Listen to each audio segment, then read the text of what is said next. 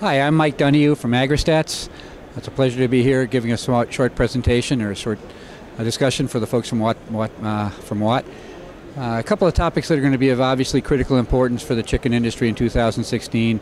The number one you'd be looking at would be avian influenza. The reemergence of avian influenza in Indiana last week will continue to cause problems for the U.S. industry and our ability to export product. About 45% of the leg quarters that we produce in the United States go offshore. And so anytime there are barriers at that point to exports to different countries, it reduces our ability to gain profitability from the back half of the chicken. At the end of last year, of 2015, the average price for leg quarters was running about 17 cents invoiced from our sister company, Express Markets. Bottom third was sold for about 13 cents a pound. And so we're hoping that as we come into 2016 that the export situation will at least in some way resolve itself and we can return to gaining some profitability on the back half of the chicken just as easily as we do on the front half of the chicken. A further issue that obviously goes on is the fragility of the benefits, the returns in this industry that can be associated with feed prices.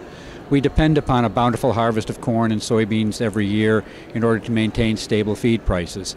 Back in 2012, when we had 120 bushel to the acre crop, we ended up paying $8 a bushel for corn. Now, after a couple of relatively decent crops, it's back down to $4 a bushel. Every time corn goes up or down by $1 a bushel, it affects live production costs by about 2.5 cents per pound. So if again in 2016 we don't get a wonderful harvest, given that 35% of our American corn crop goes to producing ethanol, you could see a rise of 6, 7, 8 cents in live cost, and that would pretty much end the profitability of the industry in the short term. Soybeans are a little bit better situation because we're running off to South America for those, but we can get alternative supplies. But in general, the fragility of the industry, the profitability of the industry is largely determined by our access and prices of corn and soybean meal in the industry. And finally, a third issue that we might be talking about would be availability of birds in different sizes.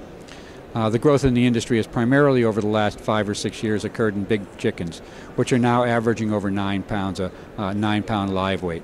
But the birds in the 4-pound area, the birds in for food service, or the birds in 6.5 pounds for retail, that group hasn't grown very much, so their supply is in much better balance with the demand for the product.